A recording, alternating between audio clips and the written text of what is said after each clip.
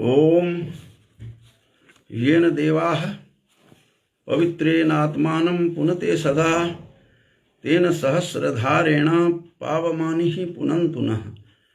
आज एक रामायण का अद्भुत पात्र को लेकर उपस्थित हूँ।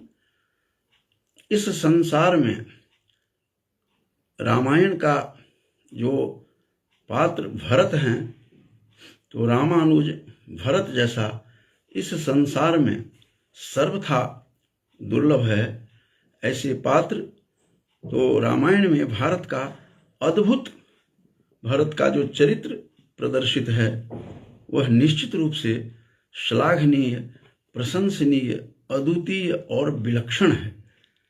आज इसलिए मैंने कुछ बिंदुओं को लेकर रामायण से मैं उपस्थित हूँ कि किस प्रकार से भरतलाल इस संसार का अद्भुत पात्र के रूप में उभर करके आते हैं। और यद्यपि विष्णु के ही अंश से राम, भरत, लक्ष्मण और शत्रुघ्न उत्पन्न हुए थे और विष्णु के अवतार स्वयं राम थे, शेष के अवतार लक्ष्मण थे, और कहा जाता है कि जो सुदर्शन जो है उनका, उन्हीं के अवतार के रूप में साक्षात धर्मस्वरूप जो थे वो भरत थे, और शत्रुघ्न जो थे शंख जो है के माने जाते थे। इस प्रकार से अवतरित होकर के जब विष्णु को राक्षसों का संहार हेतु जब इस धरा पर अवतरित हुए थे, उस समय जब उन्हें आना था तो ब्रह्मा के आदेश से सभी देवगण अपने अपने स्वरूप में उनकी मदद करने के लिए राक्षसों के संहार हेतु समभूत हुए थे, एकत्रीभूत हुए थे। और उसी प्रसंग में भरत का चरित्र हमें अद्भुत, विलक्षण और अद्वितीय सा दिखाई देता है। भरत तो यहाँ तक कहते हैं कि मुझे इस संसार में कुछ नहीं चाहिए। बहुत बड़ी ग्लानि हुई थी। उन्हें कहा जाता है कि कैकेयी के पुत्र होने के कारण कि विष लता से तो विष ही उत्पन्न होता है, इस प्रकार की उनको इस प्रकार का लांछन भी उन्हें लोगों ने लगाया। लोगों ने क्या क्या सोचा, लेकिन भरत इस संसार का अद्भुत पात्र हैं जो सर्वथा दुर्लभ है। जब भरतलाल वहाँ से आते हैं, जब दशरथ की मृत्यु हो जाती है, राम वनगमन करते हैं लक्ष्मण के साथ, सीता के साथ, उस समय संवाद वाहक जाता है और शत्रुघ्न और भरतलाल को बुलाया जाता है। देखते हैं, आकर सब कुछ घटित घटनाओं को देखकर भरत स्तब्ध हैं, रोकर व्याकुल हो रहे हैं। ऐसे समय में लक्ष्मण का जो वह अनुज था शत्रुघ्न, उनको बड़ा क्रोध आया और मंथरा के प्रति मारने के लिए वो दौड़ते हैं। शत्रुघ्न का वाल्मीकि रामायण में वो जो स्वरूप दिखाई दिया है वह अद्भुत है कि किस प्रकार से वो बहुत जोर से उनको मारते हैं, खून की उल्टी भी होती है उनको, मंथरा को, और तुमने ही सारा कुछ खेल बिगाड़ा है, तेरे कारण ही मेरे पिता चले गए हैं। शत्रुघ्न जब बोल रहे हैं उस समय वह बचाने के लिए कैकेयी के पास जाती है।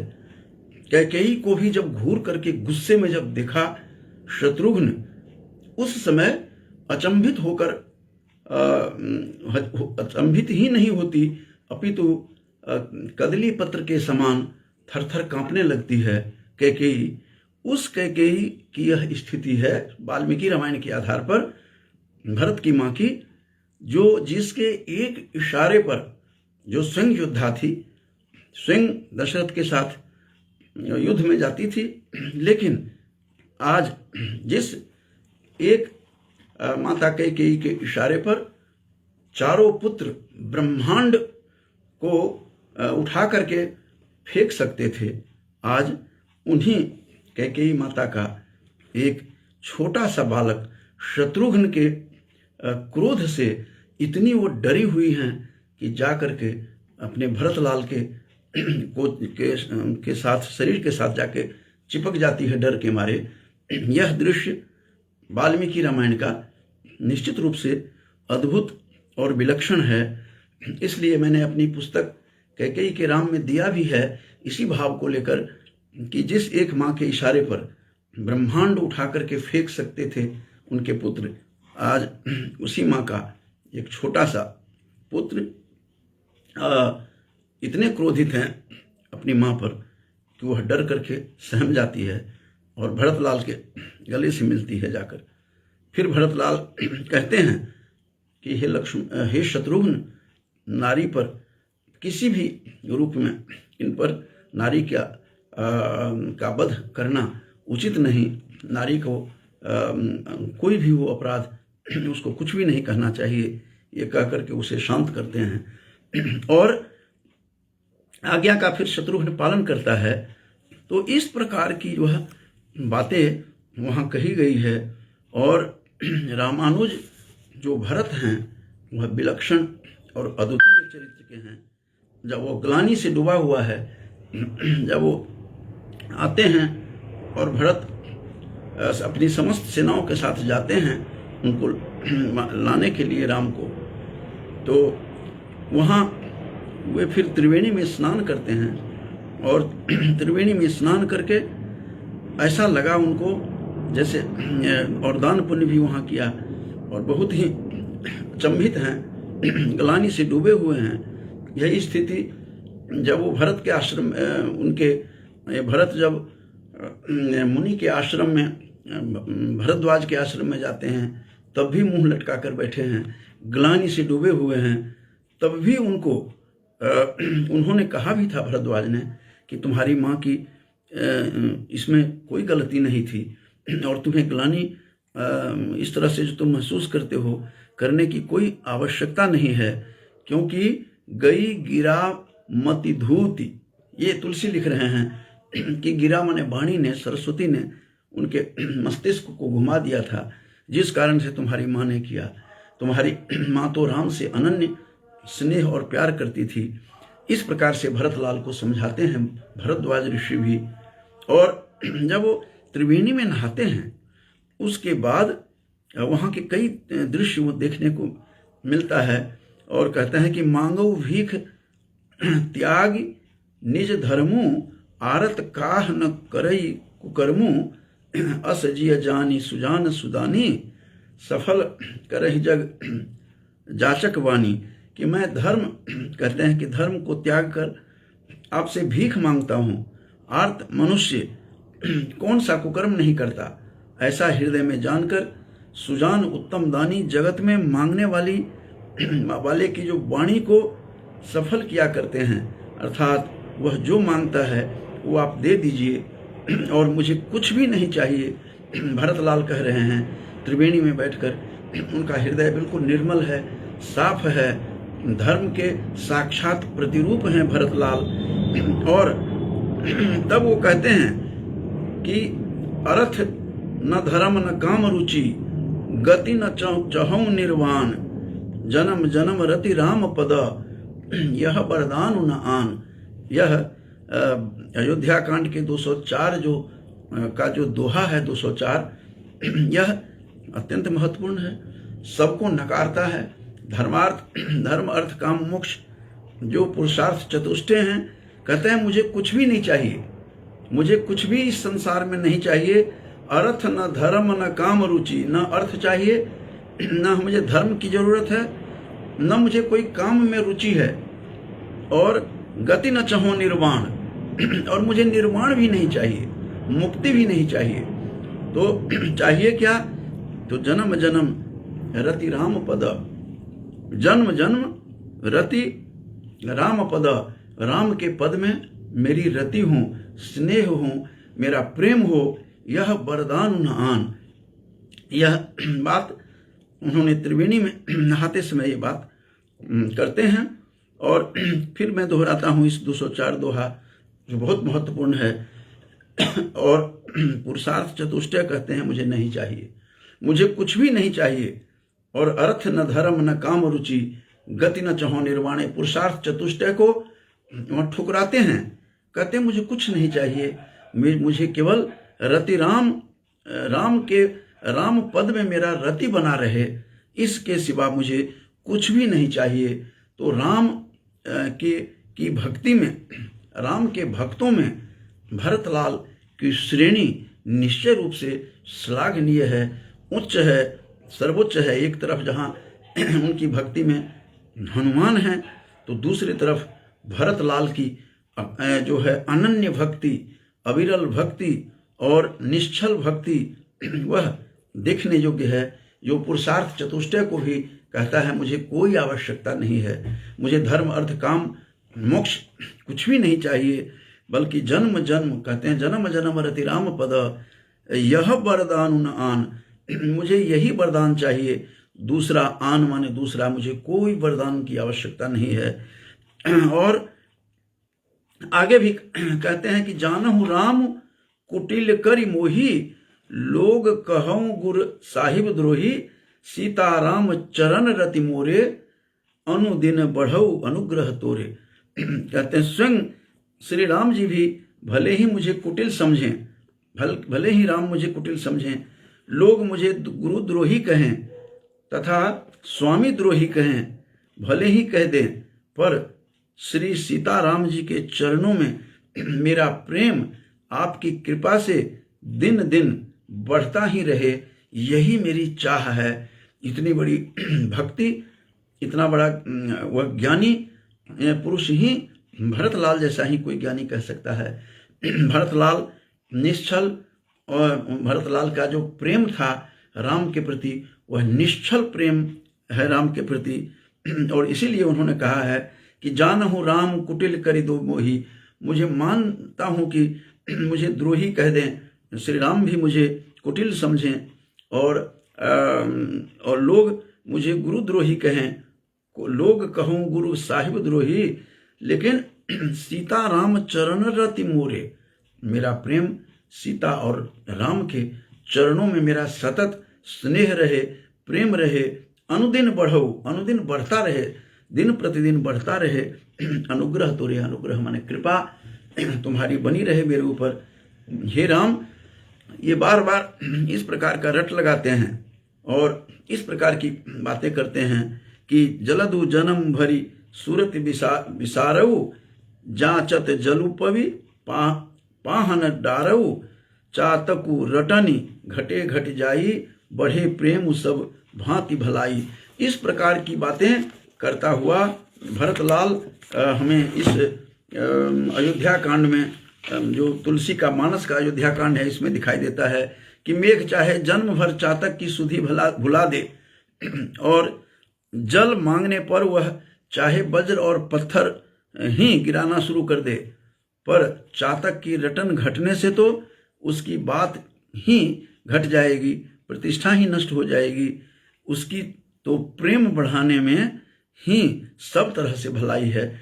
इस प्रकार की बात भरतलाल कहते हैं। भरत जी का वचन सुनकर त्रिवेणी भी सुंदर मंगल देने वाली कोमल वाणी से भी कहा है, कहते हैं कन कहीं बाण चढ़ई जी में दाहे, तिमि प्रियतम पद नेम निवाहे, भरत वचन सुनी माझ त्रिवेणी, भई मृदु वाणी सुमंगल देनी। कि जैसे तपाने से सोने पर चमक बढ़ जाती है, वैसे ही प्रियतम के चरणों में प्रेम का नियम निभाने से प्रेमी सेवक का गौरव बढ़ जाता है।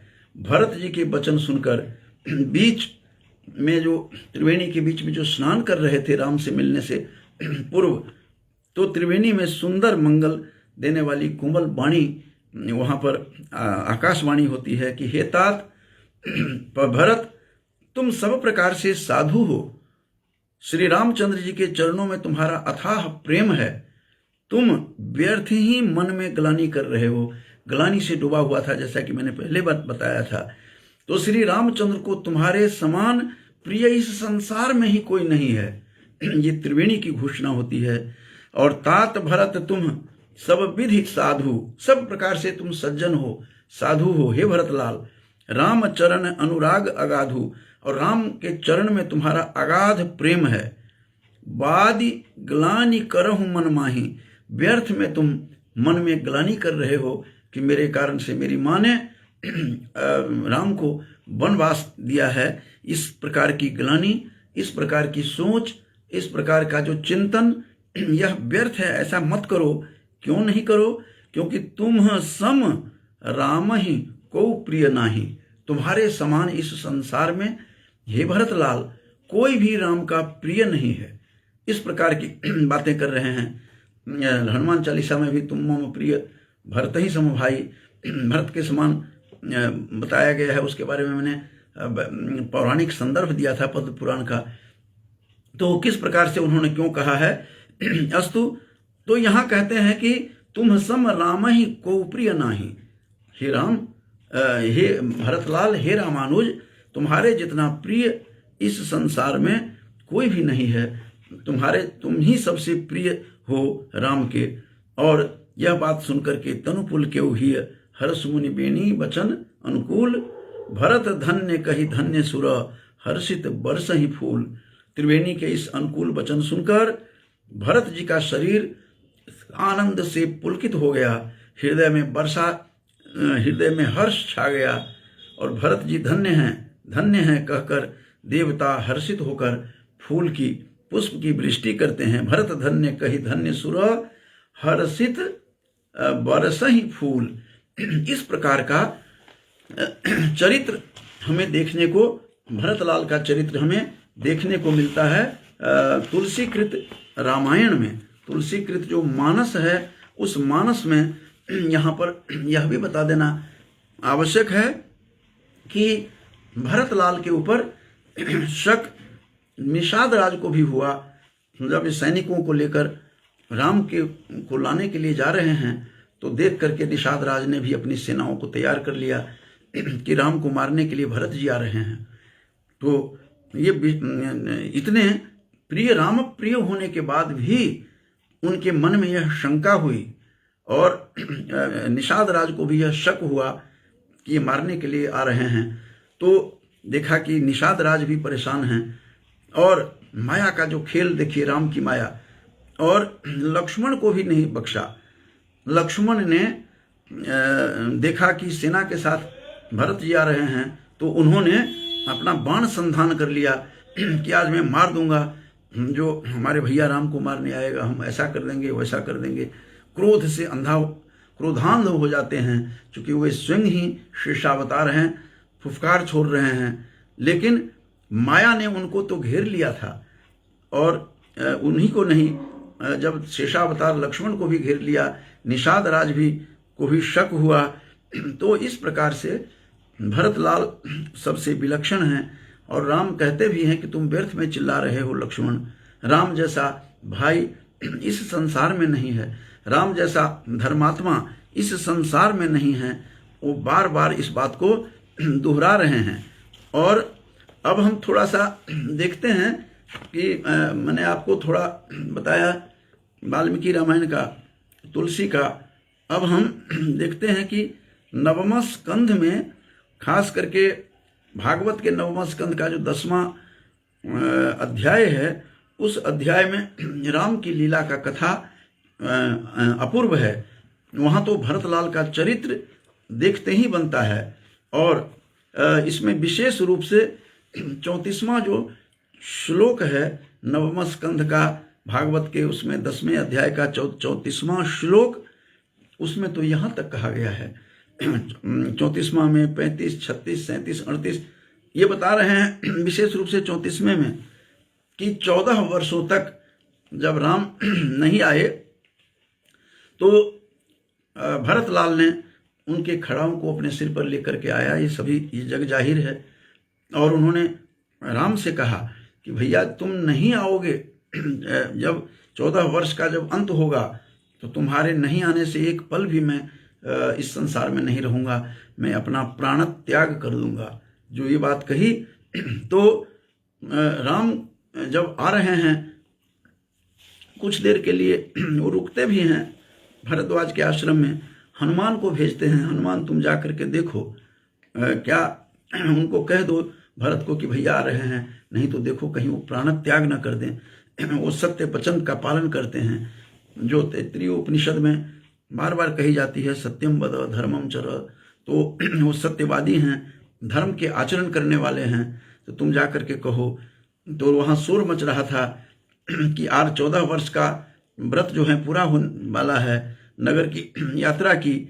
उस समय मार्ग में ब्रह्मा और लोकपालगण उन पर प्रेम से पुष्पों की वर्षा कर रहे हैं। जिस समय इधर तो ब्रह्मा आदि बड़े आनंद से भगवान की लीलाओं का गान कर रहे थे, और उधर भगवान को यह मालूम हुआ ये कि मेरा जो अनुज है भरत, वह गोमूत्र में, गाय के मूत्र में, गोमूत्र में जो जौ है अनाज, उस जौ को गाय के मूत्र में उसको रख कर, उसको भिगाकर, और उसी को वह भक्षण करते हैं, गोमूत्र में जौ को डालकर, और उसी को खाते हैं। और ये बात उन्होंने सुनी और बलकल धारण करके 14 वर्ष तक वो रहे, और ऐसे जगह पर रहे जहाँ उनको सोना भी मुश्किल था। ऐसे कटीले उस पर बिछौन जो थे उसके वो रखा हुआ था। तो उसके लिए उन्होंने कहा है विशेष रूप से 34वां श्लोक, किस प्रकार से गोमूत्र और जौ के साथ वह भोजन करते रहे और बलकल धारण करके। तो 34वें श्लोक में कहते हैं, उपगीयमान चरितः शतधृत्यादि भिर्मुदा गोमूत्र यावकम श्रुत्वा भ्रातरम बलकलांबरम। अपने भाई के विषय में जब उन्होंने सुना, राम ने श्रुत्वा कहते हैं कि सुन करके ऐसा, कि मेरा भाई गोमूत्र और जौ को ही उसी में, गाय के मूत्र में, गोमूत्र में पकाया हुआ जौ का दलिया कह सकते हैं, उसको दलिया खा रहा है, बलकल पहनते हैं, पृथ्वी पर डाभ बिछाकर सोते हैं, एवं उन्होंने जटाएं भी बढ़ा रखी है तापसी भेष में। तब से बहुत दुखी हुए। यह बात सुनकर के राम अत्यंत दुखी होते हैं। कहते हैं, करुणिको अतप्य जटिलम स्थंडिलेशयम भरतः प्राप्त माकर्ण्य पौरामात्य पुरोहितैः। वह किस प्रकार से जटाधारी होकर के और डाभ को बिछा करके, कुश आदि को बिछा करके, ताकि कोई सुखपूर्वक सोना शयन न मैं कर सकूं। भैया हमारे भूमि शैया पर सोते हैं, तो मैं भी ऐसा ही करूंगा, मैं भी जटाधारी बन करके रहूंगा जो प्रण लिया था। तो ये भागवत पुराण में वो मिलता है कि गोमूत्र यावकम श्रुत्वा, जब सुना, ये सारी कथा सुखदेव जी सुना रहे हैं परीक्षित को, राजा परीक्षित को। हे राजा परीक्षित, मैं, सुखदेव जी कहते हैं कि मैं क्या बताऊं, व्यासपुत्र सुखदेव जी कहते हैं मैं आपको क्या बताऊं, भरत जैसा पात्र इस संसार में नहीं है, जो गोमूत्र यावकम श्रुत्वा भ्रातरम बलकलांबरम। और कहते हैं, पादुके शिरसी न्यस्य, पादुके दोनों चरण पादुकाओं को सिर पर न्यस्य रखकर, रामम प्रत्युद्यतोग्रजम, जब पता लगा भरत को कि भैया आ रहे हैं तो दौड़े हुए जाते हैं। भरतः प्राप्त आकर्ण्य नंदी ग्रामात स्वशिबिरात गीत वादित्र निस्वनैः, बाजे गाजे के साथ वो लेकर के, पुरोहित को आगे करके और गाजे बाजे के साथ वो जा रहे हैं, नंदी ग्राम से निकले हैं अपने भाई से मिलने के लिए। और सबसे जो महत्वपूर्ण बात, ये 40वां जो श्लोक है नवम स्कंद के 10वां अध्याय का 40वां श्लोक, इसमें तो कहते हैं कि वहां जा करके वो खड़े हो जाते हैं और राम उनको गले मिलते हैं, भरत को। और भरत को गले मिलने के बाद इतने देर तक वो रोते रहे भगवान राम कि भरत लाल का स्नान हो गया रामाश्रु में। किस प्रकार से राम के नयन से निकले हुए जल से भरत लाल का स्नान कैसे हुआ, वो 40वां श्लोक देखकर भरत मिलाप का यह स्वरूप देखकर निश्चित रूप से ये ऐसा साहित्य किसी भी साहित्य में नहीं देखने को मिलेगा कि भाई के लिए कितनी विकलता, कितनी विह्वलता, व्याकुलता है, आतुरता है। कहते हैं पादुके न्यस्त पुरः प्रांजलिर्वाष्पलोचनः तमाश्लिष्य, आश्लिष्य माने गले से उन्होंने आलिंगन किया राम ने। चिरम दोर्भ्याम स्नापयन नेत्रजैर जलैः, स्नापयन कहता है कि उसका स्नान करा दिया, नेत्रजैः, नेत्र से उत्पन्न जलों से उसने स्नान कर लिया भरतलाल ने। तो इस प्रकार से कहते हैं उन्होंने प्रभु के सामने पादुकाएं रख दी और हाथ जोड़कर खड़े हो गए। नेत्रों से अश्रु की धारा बह रही थी, वाष्पलोचना कहा है, धारा बह रही थी। भगवान ने अपने दोनों हाथों से आलिंगनबद्ध करके, तमाश्लिष्य आलिंगनबद्ध करके पकड़कर बहुत देर तक भरत को हृदय से लगाए रखा और भगवान के नेत्र जल से भरत जी का स्नान हो गया। इस प्रकार की बातें कही गई। स्नापयन नेत्रजैर जलैः, उनके नेत्र जल से उनका स्नान हो जाता है। तो भगवान राम का और भरत का जो मिलन देखकर देवता लोग भी ईर्ष्या करते थे, पुष्प वृष्टि विशक करते थे। ऐसा भी जो भक्तजनों का यह भी कथन है, जो हमें इसमें नहीं मिला, लेकिन भक्तजनों का यह कथन है कि संतों का भी यह कथन है कि दोनों का जब दृश्य देखा, भरत और राम का जो मिलाप को दृश्य को देखकर सबसे पहले अचंभित होते हैं जो दो वहां पर थे। कौन कौन थे? एक विभीषण थे और सुग्रीव जी थे। सुग्रीव और विभीषण रो रो करके बुरा हाल था उन दोनों का। और कहते हैं, सुग्रीव भी कहते हैं कि मुझे ये पता होता कि मेरा भाई मारा जाएगा तो ऐसे राजपाट से मुझे कुछ नहीं चाहिए, मैं सब कुछ परित्याग कर देता बाली के लिए। उधर विभीषण भी कहते हैं, फूट फूट करके रोते हैं। उधर राम प्रेमाश्रु से अपने भाई को, भरतलाल को भी स्नान करवा दिया राम ने। और उन दोनों के मिलाप को देखकर इतना दुख हुआ विभीषण को भी। ये हमने बहुत पहले पूर्व में विशेषांक, जो कल्याण विशेषांक में हमने पढ़ा था कि दोनों का जो दोनों इतने दुखी होते हैं, विभीषण और सुग्रीव दोनों बड़े दुखी हुए। सुग्रीव ने कहा मैं भैया को सब कुछ राजपाट दे देता, मैंने व्यर्थ में ही ये इतना काम उनको मरवा दिया, मेरे कारण से मैं भ्रातृहंता हूँ, मेरे जो धिक्कार है मेरी इस जिंदगी को। और उधर विभीषण भी अपने भाई के लिए, रावण के लिए, दशानन के लिए फूट फूट करके रोते हैं कि एक भरत को देखो और राम को देखिए, और एक हम लोग हैं, हत्यारे हैं, हम दोनों भ्रातृहंता हैं। और दोनों को फिर बहुत बाद में जाकर के उन्हें शांत करते हैं राम और राम भी और हनुमान ने कि ऐसा मत कहिए, इसे स्मशान संन्यास कहते हैं। ये बात कह करके उन्होंने वो किया। लेकिन दोनों अचंभित थे। राम भरत मिलाप आज तक किसी भी संसार के किसी भी साहित्य में सर्वथा दुर्लभ है। इस प्रकार से भरत की जो चर्चा होती है कि किस प्रकार भरत ने गोमूत्र यावकम श्रुत्वा भ्रातरम बलकलाम्बलम, बलकल का अंबर वन वस्त्र पहनकर रहे और कैसे रहे, स्थंडिले शयम, और इस भूमि सैया पर जटिल होकर के महाकारुणिको, तब ये महाकरुणित दृश्य उपस्थित करते हैं वहां पर।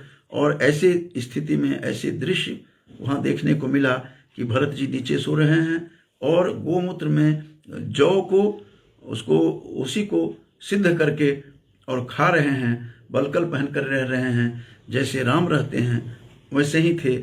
ऐसा इस संसार में भरत जैसा त्यागी, भरत जैसा हृदय पवित्र किसी का नहीं था। जैसा कि मैंने बताया था, लक्ष्मण भी माया वशीभूत होकर के माया के बस में आकर वे भी फंसे रहे, वे भी उनको गलत समझते रहे।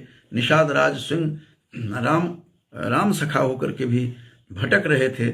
लेकिन राम अडिग थे, राम को सब पता था। वो कहते हैं कि ऐसा मत समझो, उस जैसा धर्मात्मा इस संसार में सर्वथा दुर्लभ है। तो आज मैंने थोड़ा सा राम का चरित्र जो और राम और भरत का है, तो भरत कभी कभी तो मुझे ऐसा लगता रहता है कि भरत का चरित्र देखकर कि राम का भी चरित्र, राम उसके समक्ष राम के भी कद को छोटा करता हुआ दिखाई देते हैं।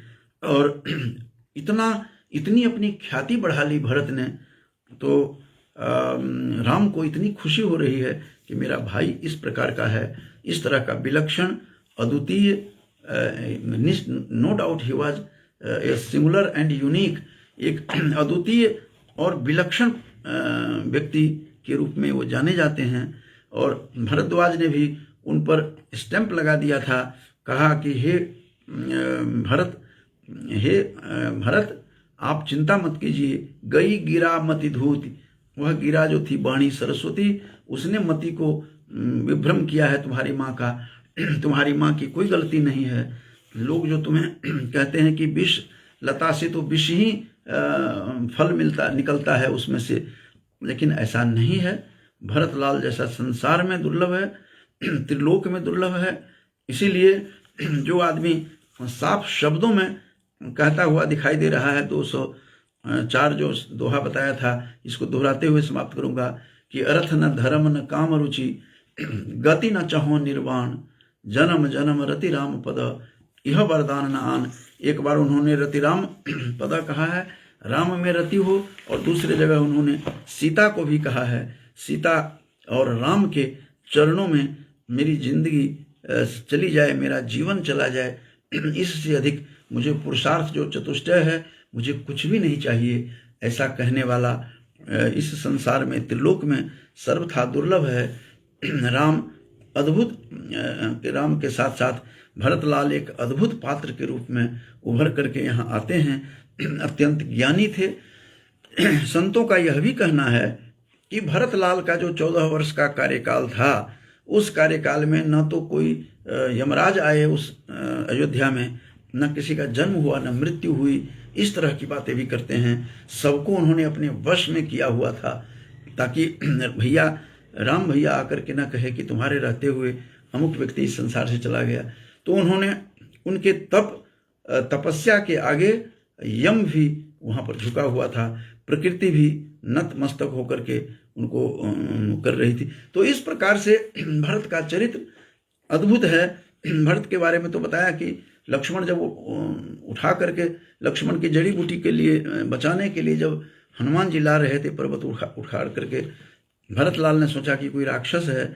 उन्होंने थोड़े से हल्का सा बाण मारा, राम राम करके गिरते हैं, फिर उनको जगाते हैं, उठाते हैं। उन्होंने देखा कोई राम भक्त है, पूछा आप कौन है? तो मैं हनुमान हूँ। हनुमान को भी भ्रम टूटा कि राम सही में राम कहते हैं कि भरतलाल जैसा योद्धा, भरतलाल जैसे शक्ति वीर पुरुष इस संसार में दुर्लभ है, ऐसा धर्मात्मा नहीं है। तब उन्होंने बताया कि मैं लक्ष्मण की को शक्तिवान लगने के कारण मैं उनके लिए जड़ी बूटी ले जा रहा हूँ। उन्होंने कहा कि मैं अपनी बेग से आपको भेजता हूँ और भी शीघ्र भेज दूंगा। तो हनुमान जी हंसने लगे, कहते नहीं मैं चला जाऊँगा। हनुमान जी का भ्रम टूटा। तब हनुमान जी ने उनको कहा, भरत ने पूछा कि मेरे भैया याद भी करते हैं? तो हनुमान कहते हैं कि कब याद नहीं करते, जब हमेशा आपकी जो है प्रशंसा करते रहते हैं, स्मरण करते रहते हैं, आप सदा स्मरणीय हैं ही। मैंने भी आपका दर्शन करके धन्य हो गया। इस प्रकार से हनुमान भी जो स्वयं भक्त राज हैं, स्वयं राम भक्त हैं, और उनके राम भक्त को अपने ही एक भक्त दूसरे राम के भक्त को देखकर अचंभित होते हैं, आश्चर्यचकित होते हैं। तो इस प्रकार के उनके बारे में, भरतलाल के बारे में बहुत सारी बातें कही गई है। तो आज इन्हीं शब्दों के साथ कि किस प्रकार से उसमें कहा गया है कि धर्म न धर्म अर्थ धर्म नहीं काम रुचि, गति न चाहो निर्वाण, जन्म जन्म रति राम पद, यह वरदान न आन। हमें पुरुषार्थ चतुष्टय भी नहीं चाहिए, कुछ भी नहीं चाहिए। और भागवत में भी मैंने थोड़ा सा इशारा किया था उनके विषय में कि किस प्रकार से वाल्मीकि भरत के लाल का चरित्र चित्रण करते हैं। और भागवत के 9वें स्कंद का 10वां अध्याय तो और भी अपूर्व है, अलौकिक है, अद्वितीय है और विलक्षण वर्णन है, जहाँ कहा है कि गोमूत्र और जौ को उसमें डाल करके उसमें भिगो करके वही खाते रहे, बलकल धारण करते रहे। गोमूत्र यावकम श्रुत्वा भ्रातरम बलकलांबरम, और ठंडिल में पृथ्वी पर सोते रहे और डाभ के ऊपर सोते रहे, कुश के ऊपर सोते रहे, अपना समस्त सौख्य का परित्याग कर दिया था। ऐसा धर्मात्मा, भरत जैसा धर्मात्मा इस संसार में नहीं है।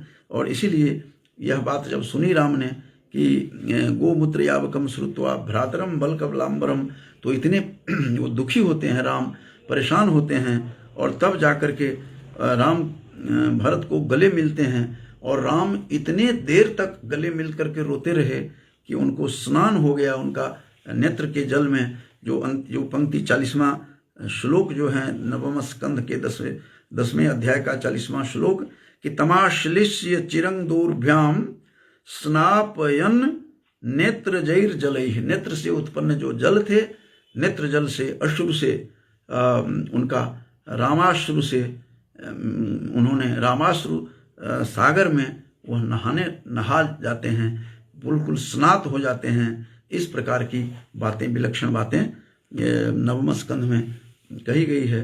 और अंत में जैसा कि मैंने बताया था, इन दोनों के दृश्य को देखकर, जैसा कि मैंने बताया कल्याण का विशेषांक मैंने बहुत पहले, वर्षों पहले मैंने पढ़ा था, तो उसमें था कि किस प्रकार से विभीषण और एक तरफ विभीषण और दूसरी तरफ सुग्रीव फूट फूट करके रोते हैं कि हम लोगों ने क्या अनर्थ किया।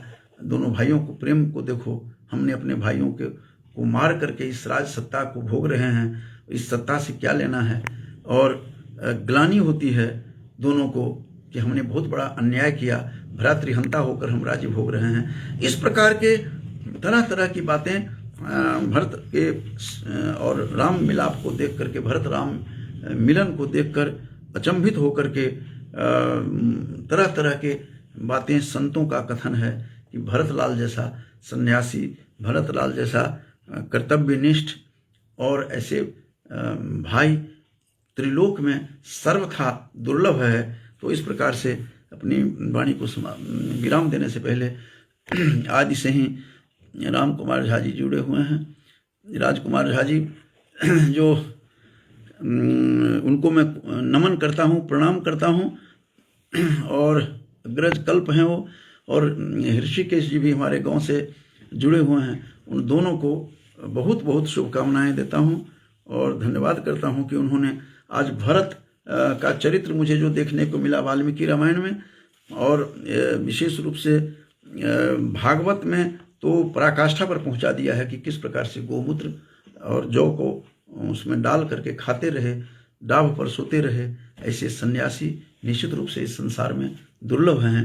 तो मैं दोनों जो श्रोता हैं, तो उनको दोनों को मैं प्रणाम नमन करते हुए मैं अपनी वाणी को विराम देता हूँ। बहुत बहुत धन्यवाद बंधुओं।